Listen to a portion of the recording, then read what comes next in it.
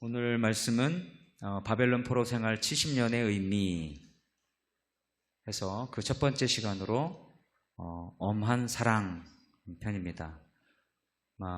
바벨론 포로 생활의 70년의 의미 해서 네 번째 편까지 있는데 오늘은 그 첫 번째 엄한 사랑에 대해서 말씀을 드리겠습니다.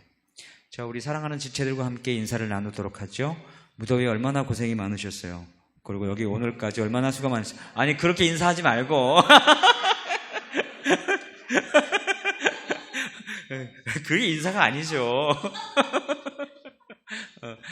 다 이겨내고 오신 분들을 잘하셨다고 하려고 그러는데 무더위 얼마나 일찍 시작을 하셔서, 자, 그냥 간단하게 샬롬 하겠습니다. 샬롬. 우리 성도님들이 너무 귀엽다. 여러분, 사랑에는 여러 종류의 사랑이 있죠. 아주 부드럽고 알콩달콩한 사랑도 있지만 또 아주 엄하고 그리고 터프한 그런 사랑도 있습니다. 자식들이 잘못하면 부모가 매를 들죠. 다음에 그런 행동을 또 하지 않도록 하기 위해서, 또 그렇게 하면 나쁜 버릇이 들면 인생을 망치고 여러 사람에게 피해를 줄까 두려워하여 부모는 사랑하지만 부드러운 사랑을 버리고 부득불 매를 듭니다. 벌을 줘서 잘못을 알게 하고 다시는 잘못을 범하지 않도록 하는 것이죠. 철이 없을 때는 부모의 징계하는 사랑을 이해하지 못합니다. 나를 사랑한다며 왜 나를 때려? 이렇게 되는 거죠. 하지만 철이 들면 깨닫습니다. 그때 부모의 엄한 사랑이, 터프한 사랑이 내가 잘못된 길로 나아가는 것을 막아줬고 내가 성공하는데 도움이 됐다라는 것을 알게 되지요. 우리가 징계하고 벌 주는 사랑, 훈육하는 사랑, 이런 사랑을 우리가 엄한 사랑 또는 터프한 사랑이라고 이야기하는 것입니다. 그래서 바벨론 포로 생활 70년의 의미는 결국은 다른 말로 얘기하면 징계인데, 징계란 말을 바꾸어서 엄한 사랑. 이스라엘이 왜 바벨론 생활 70년을 하게 됐느냐? 하나님이 그들이 죄를 지어서 벌을 받아서 징계하는 차원이었다. 이것이 엄한 사랑이었다라는 것을 말하고자 하는 것입니다. 하나님이 이스라엘 백성들을 여러 민족 가운데 제사장 나라로 선택을 하셨습니다. 그렇지만 그들을 바벨론에 70년간 포로 생활을 하게 했죠. 이것이 바로 터프한 사랑, 엄한 사랑입니다. 거친 사랑이죠. 오늘은 하나님이 이스라엘 백성들을 포로 생활하게 한 그 목적 가운데 하나가 바로 이스라엘을 징계하시기 위한 것이었다라는 것을 설명드리려고 합니다. 그래서 우리가 잘못을 하고 죄를 지으면 이렇게 하나님의 엄한 사랑이 발동하여 우리로 하여금 정신을 차리게 한다라는 교훈을 우리가 얻어야 될 필요가 있겠죠.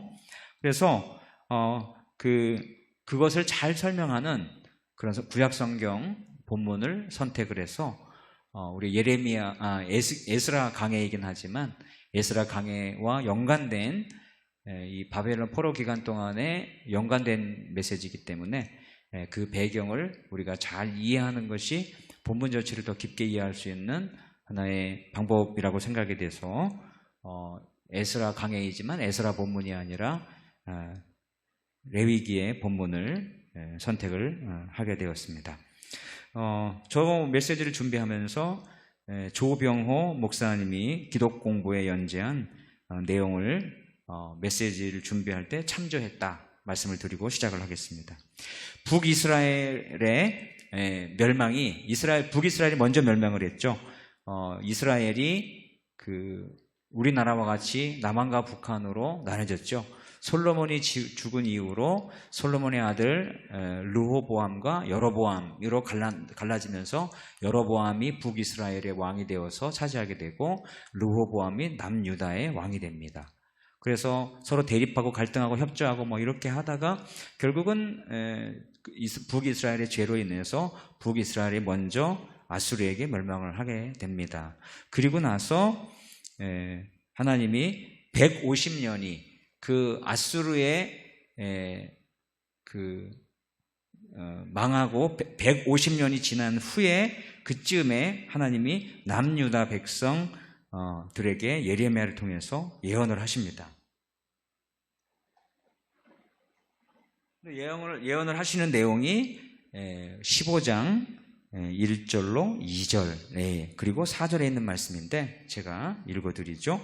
여호와께서 내게 이르시되 모세와 사무엘이 내 앞에 섰다 할지라도 내 마음은 이 백성을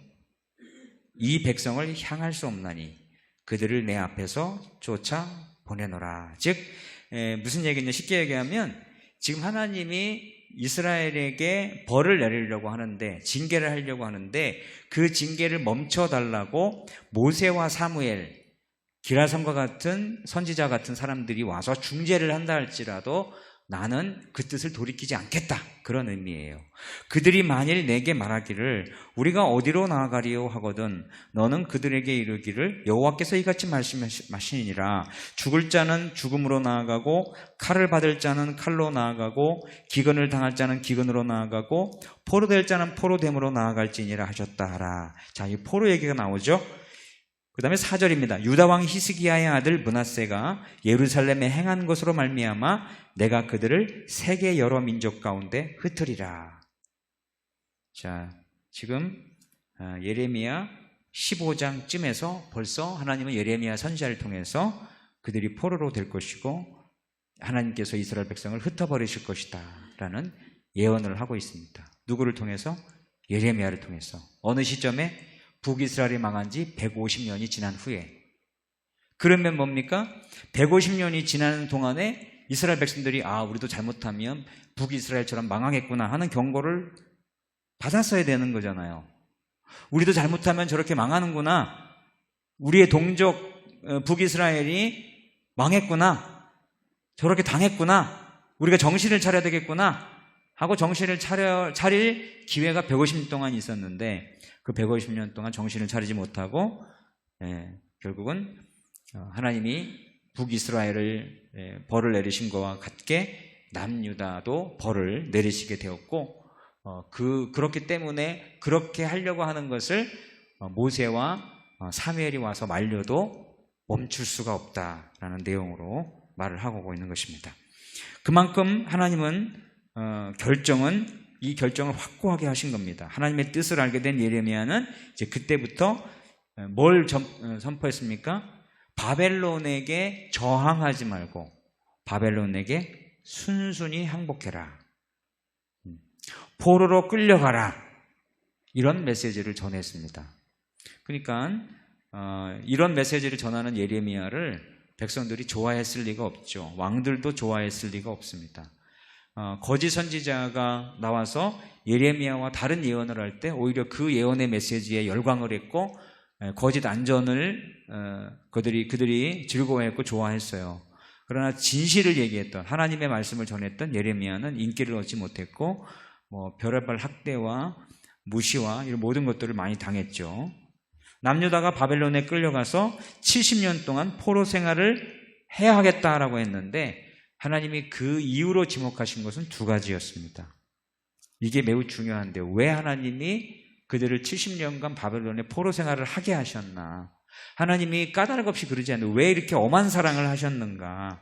첫 번째 이유가 하나님이 이스라엘 백성들을 제사장 나라로 삼으셨어요. 즉 이스라엘 백성을 통해서 주변에 있는 나라들이 이스라엘을 통해서 하나님을 믿고 하나님을 예배하고 하나님께 제사하고 하나님을 찬양하는 역할을 하게 하는 제사장 나라로, 제사장은 다리를 놓는다는 뜻이고 중재 역할을 하는 그런 의미입니다.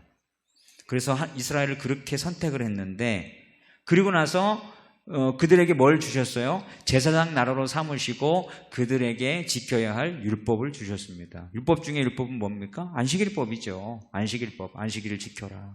우리로 치면 주일을 철저하게 지키는 거예요. 안식일법, 그 다음에 안식년은 7년마다 돌아오는 것이고, 그렇죠? 7일에 한 번 돌아오는 거는 안식일, 7년마다 돌아오는 거는 안식년. 그 다음에 희년은 뭡니까? 희년은 77이 49, 7년이 7번째 됐을 때 77이 49잖아요. 49년 다음 해인 50년자 되는 해, 그때가 희년이에요. 그래서 그때는 모든 노비 문서, 빚진 거 다 청산해주고 제로 베이스, 다시 시작할 수 있게끔 모든 거를 다 탕감받고 감해주는 그런 년이 희년인데, 이스라엘 백성들이 이걸 잘 지켰을까요? 안 지켰을까요? 우리 예수 믿는 사람이 주의를 지켜야 되는 거 알면서 주의를 잘 안 지키는 사람 많잖아요. 뭐 한다고 바쁘고, 뭐 한다고 빠지고, 이런 데고 빠지고, 저래 빠지고. 어때요? 예수 믿고 하나님을 믿는다고 하면서도 안식을 잘 지키지 않았어요, 이스라엘 백성들? 우리 신자들도 주일 잘 성수하지 않아요? 이스라엘 백성도 똑같았어요. 그리고 안식년도 안 지켰고 희년도 안 지켰어요. 왜? 자기들에게 경제적인 손해가 오거든요. 자신의 목적을 달성할 수 없거든요. 안식년을 지키려면 뭡니까? 안식년도 이렇게 동족들을 이렇게 풀어주고, 노예에서 풀어주고, 그렇게 하면 뭐예요? 자기가 경제적인 손해를 봐야 돼요. 그러니까 그런 게 싫으니까 법은 법이고, 그들이 안식년도 안 지키고, 안식일도 안 지키고, 안식년도 안 지키고, 희년도 안 지키고, 그러기를 장장 이스라엘 백성들이 가나안 땅에 입성해서 900년 동안 지키지 않았다라고 하나님이 고발하십니다. 900년 동안 모든 민족을 위한 제사장 나라, 거룩한 시민으로 반드시 지켜야 했던 이런 법들을 지키지 않았고, 그리고 그 날수가 70년, 무려 70년이 되었다라고 성경은 고발하고 있습니다. 그래서 70년간 포로로 잡혀가게 한 거예요. 둘째는 그 레위기에 기록된 하나님과 맺은 제사장 나라 사명을 그들이 감당하지 않았을 때 받게 되는 처벌, 그 처벌에 대한 하나님의 경고를 그들이 무시했기 때문에, 크게 얘기하면 다 같은 이야기인데 하나님의 말씀을 무시했기 때문입니다. 안식일과 관련된 그 다음에 제사장 나라로서의 사명, 이거를 감당하지 못했기 때문에 하나님의 말씀을 무시하고 경고를 무시했기 때문에 결국은 그들이 엄한 징계를 받게 된 것이죠. 이렇게 남유다는 하나님의 뜻을 전하는 선지자들의 말을 따르지 않았던 이전의 습관과 같이 이번에도 예레미야가 전하는 하나님의 이 결정 또한 믿지 않았고 따르려고도 하지 않았습니다. 그리고 남유다의 징계의 말씀을 전하는 예레미야 선지자의 입을 막기 위해 그를 죽이려고 했죠. 예레미야가 전했던 메시지는 요약하면 이렇습니다. 지난주에 우리가 살펴봤던 내용이기도 한데요. 바벨론에서 70년이 차면 내가 너희를 돌보고 나의 선한 말을 너희에게 성취하여 너희를 이곳으로 돌아오게 하리라. 먼저 70년 포로 생활 한 다음에 때가 차면 다시 돌아오게 하겠다. 70년 만에. 여호와의 말씀이니라. 그리고 이것이 바벨론 생활 70년이 재앙이 아니라 평안이라고 얘기했죠. 너희를 향한 나의 생각을 내가 아나니 너희를 향한 나의 목적과 계획을 내가 아나니, 하나님의 말씀이죠. 이거는 바벨론 포로 생활 70년은 평안이요 재앙이 아니니라. 너에게 미래와 희망을 주는 것이니라. 요게 예레미야의 메시지의 핵심이었어요. 이스라엘 백성이 이해 못했던 거죠. 70년 포로로 잡혀가는 게 어떻게 평안이고 그게 어떻게 재앙이 아니라 우리에게 미래와 희망을 주는 것일 수가 있느냐, 이해를 못했던 거죠. 그런데 하나님이 70년간 그를 포로로 잡혀가면서 무슨 일이 일어났습니까? 그들이 바벨론 포로로 잡혀가면서 골자를 얘기해 보면 우리가 지켜야 했던 안식일이 얼마나 우리에게 축복이었는가, 그리고 7년마다 돌아오는 안식년이 얼마나 우리에게 은혜였던가, 그리고 희년, 이 희년법이 얼마나 우리에게 축복이었는가, 그리고 온갖 지키라고 했던 5대 절기가 하나님이 우리를 정말 사랑해서 주신 규례였구나 라는 것을 뼈저리게 깨닫게 됩니다. 어떻게? 70년간 포로 생활하면서. 포로가 아니고 자유일 때는 안식일도 안 지키고 안식월도 안 지키고 안식년도 안 지키고 신년도 안 지키고 5대 절기 이런 것도 막 무시하고 이렇게 살았던 이스라엘 백성들이 그 모든 자유가 억압을 당하고 그거를 못 지키게 되는 상황이 되고 외국에 포로로 잡혀가게 되자 성전을 사모하고 성전을 그리워하며 하나님이 하라고 하신 안식일, 안식년, 희년, 그 다음에 5대 절기 이런 것들을 그리워하고 그것이 짐이 아니라 그들에게 쉼을 주기 위한 것이었다는 것을 뼈저리게 깨닫습니다. 그거를 깨닫는 수업료를 낸 거죠. 70년이. 70년은 바로 그거를 깨닫게 하기 위한 수업료를 낸 의미였습니다.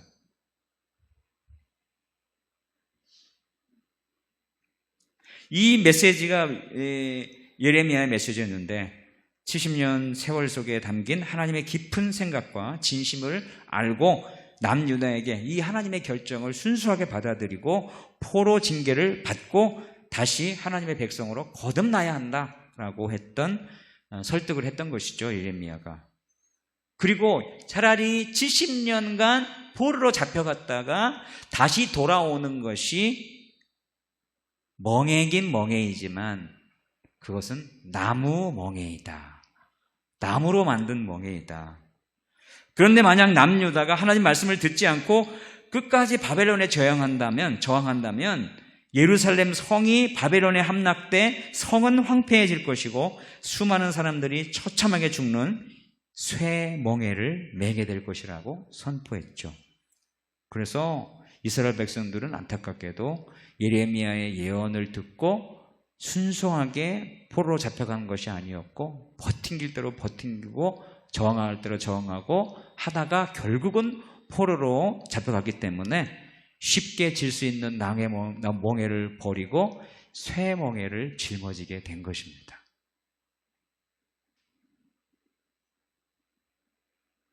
그래서 결국 나무 멍에 대신 쇠멍에를 선택한 격이었는데 이들의 불순종과 어리석음은 예루살렘의 멸망을 앞두고도 계속 이어졌고 결국 남유다는 쇠멍에를 지는 안타까운 최후를 맞게 되었습니다. 그래서 예루살렘이 이제 바벨론에 함락돼서 이제 끝까지 정했던 시드기야 왕과 남유다 사람들은 3차례에 걸쳐서 3차에 걸쳐서 바벨론의 포로로 처참하게 끌려가게 됩니다. 순수하게 그냥 갔으면 될 걸 쇠멍에를 지고 가는 것 같이 처참하게 끌려가게 되죠. 유다 사람들은 3차에 걸쳐 바벨론의 포로로 처참하게 끌려가는데 그동안 항복을 요구하면서 이스라엘 백성들을 공격하기 위해서 그 성을 함락하기 위해서 장장 18개월 동안 1년 6개월 동안 성 밖에서 잠을 잤던 바벨론 사람들이 성이 함락되자 어떻게 됐겠어요?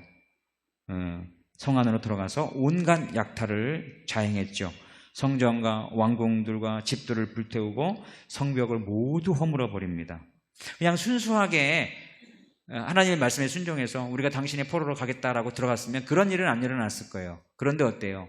쇠멍에를 짊어지고 그들의 성 예루살렘 성전까지 처참하게 황폐하게 되는 그런 일이 벌어지게 된 것이죠. 길거리에는 시체들이 가득했고 죽은 엄마의 젖을 빠는 아이들의 울음소리가 예루살렘을 메웠다라고 묘사하고 있습니다. 그 참혹한 광경을 지켜본 예레미야는 어떤 심정이었냐? 자신의 내장이, 간이 땅에 쏟아지는 듯한 고통을 느꼈다고 했고 그 고통으로 주저앉아 울었다라고 적혀 있습니다. 그 사이에 이미 바벨론으로 끌려가 남아있던 남유다의 1차, 2차 포로들은 바벨론에서 예루살렘 멸망 소식을 듣고 이제 본격적으로 그들이 약간의 회심을 하게 됩니다. 예레미야의 이미 바벨론으로 끌려가 있던 그 1차, 2차 포로들, 그 포로들이 예레미야가 뭐라고 얘기했냐면 이것은 모세와 사무엘이 와도 변개하지 않는 하나님의 확고부동한 계획이고, 그리고 이거는 하나님의 우리를 새롭게 하시기 위한 하나님의 목적이기 때문에 얼른 정신을 차리고 그 바벨론에 정착을 해라 라고 이야기를 했습니다.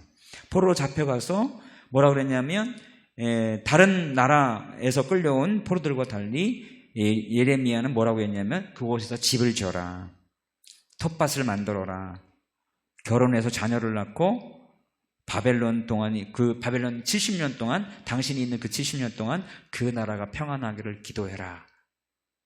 그게 곧 너희의 평안이기 때문이다 라고 이야기했고, 그리고 그 70년의 세월은 영원한 멸망이 아니라 잠깐의 징계라는 예레미야의 설득을 듣기 시작했습니다. 참 안타깝죠. 포로로 잡히기 전에 들었으면 그런 일이 없을 텐데, 그럴 때는 그렇게 얘기해도 안 듣더니 포로로 잡혀가서야 예레미야의 소리에 귀를 기울이게 되었고, 그리고 에스겔 선지자의 메시지에 반응하기 시작했습니다. 그리고 에스겔 선지자도 37장에 있는 에스겔 골짜기의 마른 뼈들이 다시 살아나는 이런 환상들과 이런 것들을 이야기하면서 백성들을 격려하고 포로 잡혀간 백성들을 위로하고 하나님이 그들을 새롭게 만들시키기 위한 계획들에 대해서 이야기했고, 그래서 백성들이 1차, 2차 포로 잡혀갔던 백성들이 그 메시지에 반응하기 시작을 했죠. 그러면서 바벨론에 살면서 점차 그들이 느꼈던 거래 바로 그것입니다. 우리가 70년이 우리의 죄로 인해서 그런 것이라는 것도 알겠고, 하나님의 징계에서 그런 것도 알겠고, 또한 이 70년이 차면 우리를 다시 본국으로 돌려보낼 것도 알겠는데, 지금 당장 힘든 건 뭐예요? 성전이 없는 거예요. 성전이. 예루살렘 성전이 불타 없어졌고 성전에 들어갈 수 없다는 것. 예루살렘에 있을 때는 안식일도 안 지키고 안식년도 안 지키고 희년도 안 지키고 절기도 안 지켰지만 언제든지 원하기만 하면 들어갈 수 있는 성전이 있었는데, 그 성전이 불타 없어지고 지금은 거기에 갈 수도 없게 되었다라는 생각이 그들에게 굉장히 심한 마음의 고통으로 다가왔습니다. 사실 그들은 남유다에 살 때 안식일과 안식년과 희년을 잘 지키지 않았고, 6월절, 7.7절, 초막절, 하나님의 이름을 주려고 택하신 예루살렘 성전에도 잘 가지도 않았습니다. 그러니까 전체적으로 제사장 나라로 선택받았으면서 제사장다운 역할을 하지 않았던 거죠. 뭐 하느라고? 자기의 길을 걸어가고 먹고 살기 바빠서. 그런데 지금 바벨론에서 날마다 쉼없이 강제 노역에 동원되어 바벨론 성을 건축하느라 여념이 없는 처지가 되다 보니 차라리 그때 5대 제사, 3대 명절, 3대 절기를 지키는 게 차라리 낫다. 그게 진짜 복이구나. 그게 진짜 축복이구나. 그때는 그렇게 짐처럼 여기고, 왜냐하면은 이 절기 끝에 7일째인가 그때는 아무 노동도 하지 않고 장사도 못하고 맨날 그 절기를 지켜야 했거든요. 그때는 장사하는 사람들, 예를 들면 7일 동안 장사를 못 해봐요. 이게 아니다, 돈인데 이거를 못 지키고 7일 동안 유대 절기 지키고 절기 지키느라고 장사 못하고 뭐 비즈니스 못하고 그러면 어떻겠어요? 속이 타들어가겠지. 응? 그러면서 알게 모르게 이렇게 뭐 했는지 모르지만 지금 어때요? 절기도 없고 제사도 없고 명절도 없고 성전도 없고 안식일도 없고 안식년도 없고 희년도 없어요. 그때서야 비로소 그 모든 것들이 하나님이 그들에게 주신 선물이었다는 것을 깨닫게 됩니다. 짐이 아니라 쉼을 주기 위한 것이었다는 것을 깨닫게 됩니다. 그리고 성전에 가서 하나님께 제사 드리고 하나님께 용서를 받으며 사는 삶이 얼마나 복된 삶이었는지를 그들이 깨닫게 됩니다. 포로가 되는 이 하나님의 엄한 사랑, 곧 징계를 통해 비로소 그들은 성전을 그리워하게 되었습니다. 징계든지 사고든지 뭐든지 간에 우리에게 주어졌던 자유를 누릴 수 없을 때 평소에 우리가 누렸던 자유를 그리워하게 되죠. 비슷합니다. 성전과 제사, 예배가 그들의 복이었고 하나님이 그들에게 장사도 못하고 그렇게 하기 위한 것이 아니라 바로 그들의 유익을 위해서 그렇게 한 축복이었다는 사실에 눈을 뜨게 됩니다. 자, 여러분이 이제 하나님이 왜 이 이스라엘 백성들에게 엄한 사랑을 했는지를 배경을 설명을 드렸어요. 바벨론 70년 포로 생활이 어떻게 시작됐습니까? 징벌 차원이었습니다. 즉 그들이 죄를 져서 벌을 하시기 위함이었습니다. 자, 볼까요?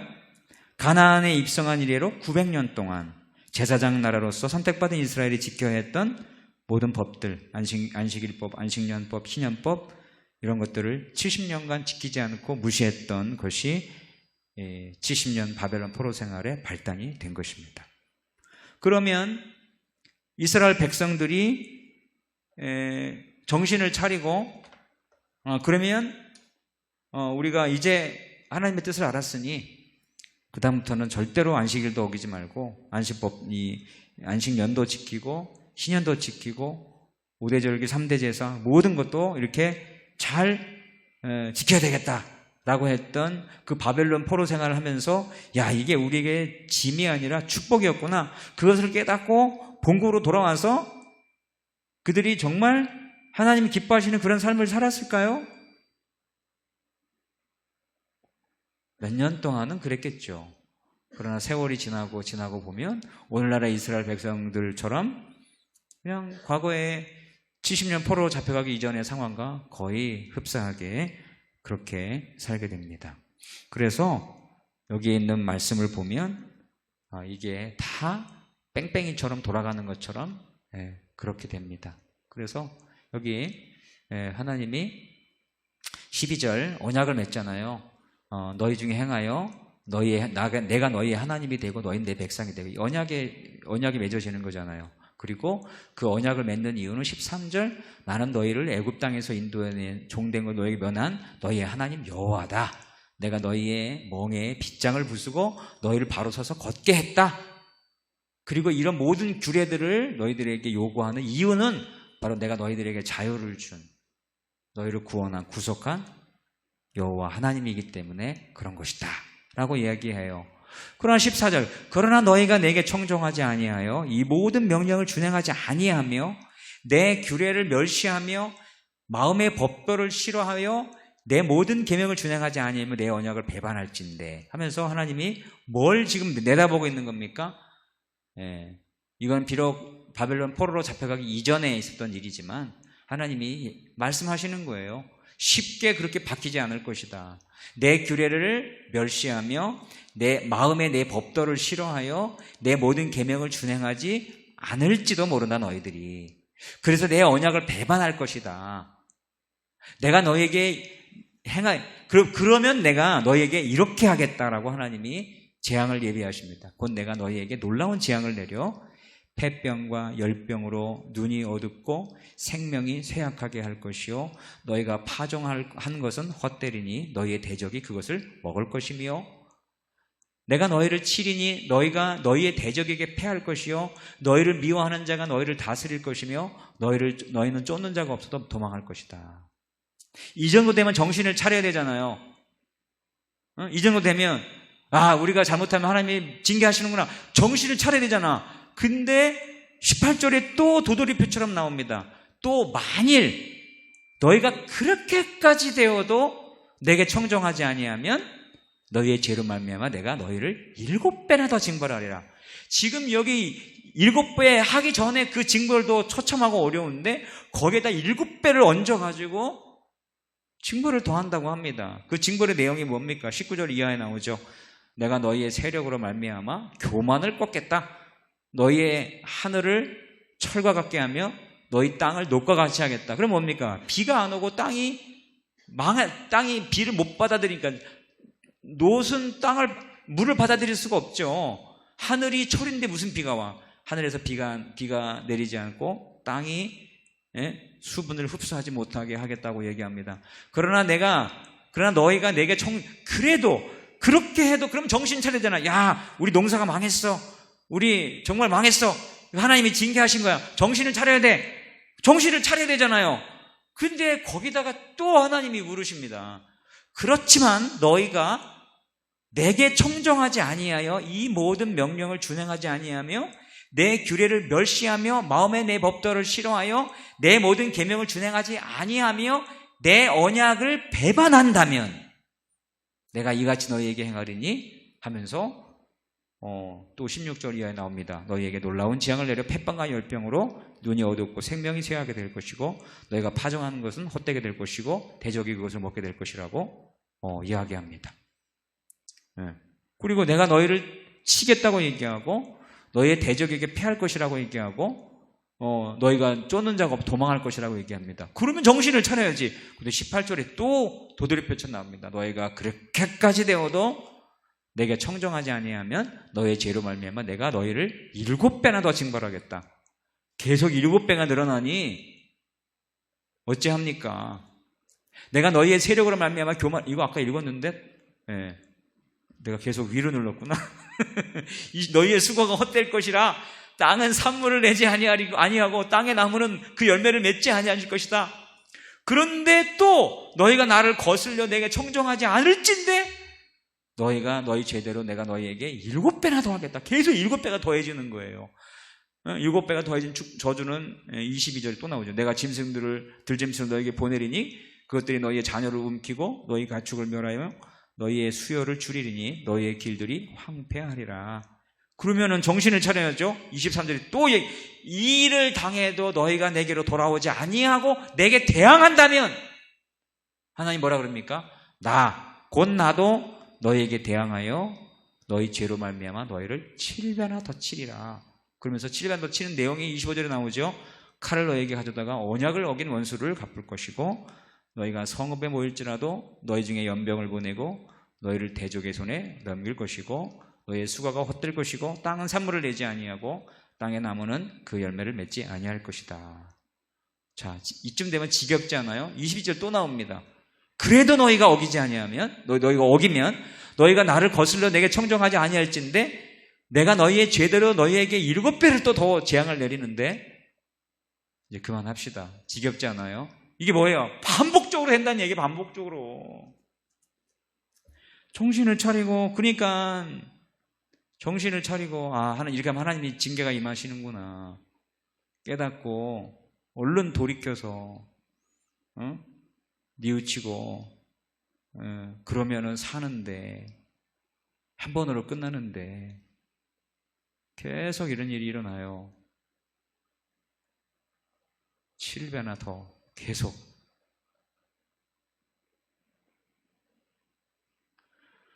(27절도) 계속 이게 7배가 몇 번이에요? 여기 28절에도 더 7배나 더 징계하겠다고 얘기하고 너희가 아들의 살을 먹고 딸의 살을 먹고 이제 처참한 일이 벌어지겠다라고 얘기합니다. 자, 그리고 나서 그렇게 해서 이제 그들이 포로로 잡혀가잖아요, 결국은요. 자, 그럼 포로로 잡혀가는 의미는 무엇이냐? 포로로 잡혀가면 어떻게 돼요? 이스라엘 땅이 사람들이 안 사는 땅이 되죠. 즉, 황폐한 땅이 되죠. 그러면 어떻게 돼요? 자, 이 31절 보세요. 내가 너희의 성읍을 황폐하고 너희의 성소를 황량하게 할 것이요. 사람이 안 사니까, 포로로 잡혀갔으니까 거기 사는 사람이 없게 되죠. 너희의 향기로운 냄새를 내가 흠양하지 아니하고, 지금 포인트는 뭡니까? 너희가 포로로 잡혀가게 돼서 그 성읍이 황폐하고 너희의 성소들이 황량하게 될 것이다.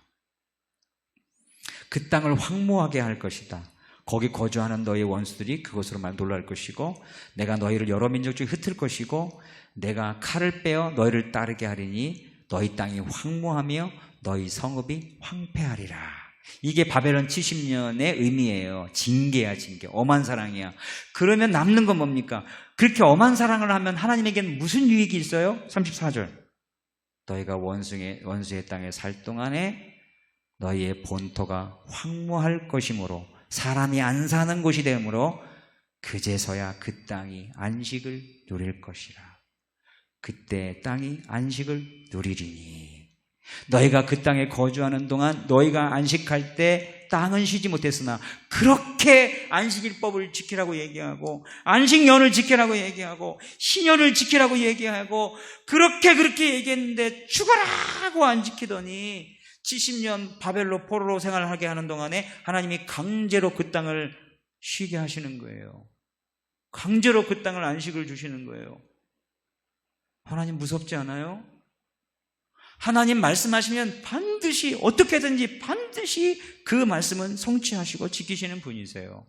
그거를 얼른 알아서 정신을 차리고 어차피 하나님이 이 일을 이루실 거니까 두드려 맞고 지키느니 차라리 자원해서 두드려 맞기 전에 좋은 마음으로 하자. 이거를 깨달아야 되는 거예요. 이거를 이스라엘 백성들은 이거를 못 깨달아서 지금 그 지경이 된 겁니다. 하나님은 죄를 벌하셔서 징계를 주시지만 그 뼈아픈 징계를 통해 그 땅에 안식이 실현됩니다. 하나님은 어떻게 해서든 자신이 지키라고 주신 법을 지키지 않으면 벌하시고 벌하심을 통해 결국은 그 법이 성취되게 하시는 그런 하나님이심을 우리가 뼈저리게 깨달아야 합니다. 지혜가 있는 사람은 이런 하나님의 특성을 알면 알아서 미리미리 지켜 행하는 것입니다. 두드려 맞고 지키는 것이 아니라 자원해서 하는 것입니다. 왜 그렇죠? 어떻게든 하나님은 그 법을 성취하시는 하나님이시니까. 그 땅을 황폐하게 하기 전에 미리미리 안식일도 지키고 안식년도 지키고 신년도 지켰으면 이럴 일이 안 생겼지. 근데 그렇게 자유가 있을 때 안 지키더니 하나님이 결국 강제로 70년간 바벨론 포로로 쫓아버리시잖아요. 그래서 결국 하나님이 그렇게 노래했던 안식일, 안식년, 희년이 결국은 지켜지게 되었다. 그 땅에 안식하게 되었다. 여기서 우리는 등골이 오싹해야 합니다. 하나님이 말씀하신 그 규례가 우리가 얼마나 헛되이 지키고 내 마음대로 지키고 내 뜻대로 지키고 안 지키고 막 이런 경거망동을 하는지 이거 진짜 하나님의 것을 손대는 사람들을 하나님이 얼마나 더 엄하게 다루셔야 정신을 차릴지 아는 사람은. 그래서 저는 부모님에게 감사해요. 저는 주일날 교회 안 나가면 다리 몽둥이가 부러지도록 매를 맞았으니까 저는 주일을 안 지킨 적이 거의 없어요. 한 번도 없어요. 아마 여기 성경인 권사님도 그럴걸? 어렸을 때 아버님이 장로님이셨으니까 교회 안 나가면 다리 몽둥이가 부러졌을 거야. 그러니까 그렇게 엄한 사랑이니까 이 정도 하는 거예요. 성경의 권사님이.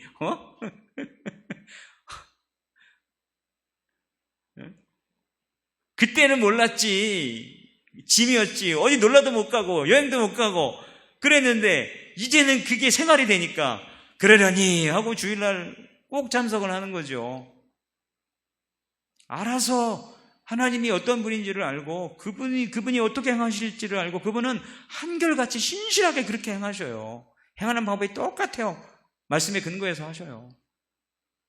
예측 가능하잖아요. 내가 이렇게 하면 하나님이 이렇게 벌하시겠지? 예측이 가능하잖아.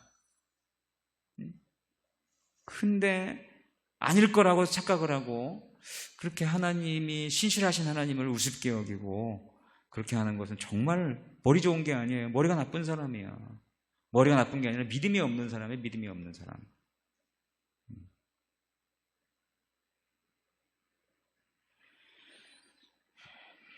우리가 이스라엘 백성, 이 성경에 기록된 모든 것들은 바로 거울이 되어 우리를 위해서 기록된 것이다.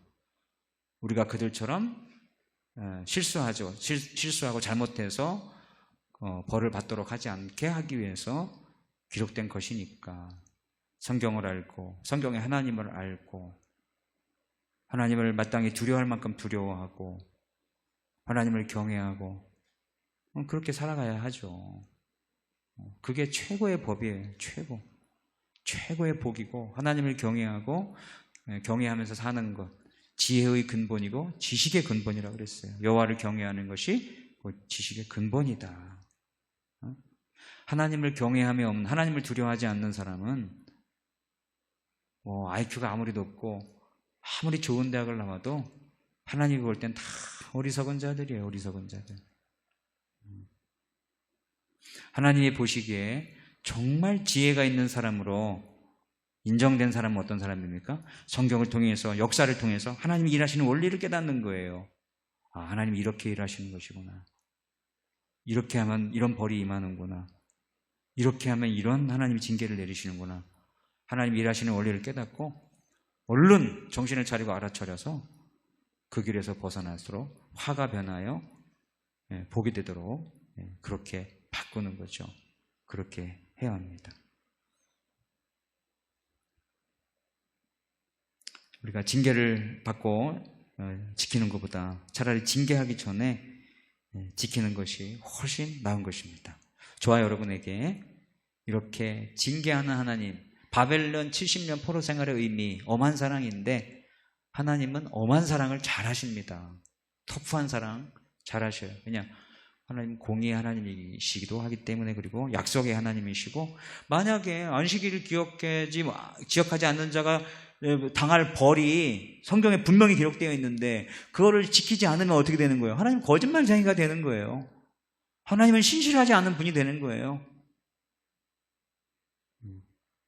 복만 내려달라고, 복에 관한 약속만 지키라고 할 게 아니라 성경에 하나님은 약속하신 것을 그대로 지키시는 분이시고 말씀하신 걸 그대로 지키시는 하나님이시기 때문에 우리가 정신을 차려야 합니다.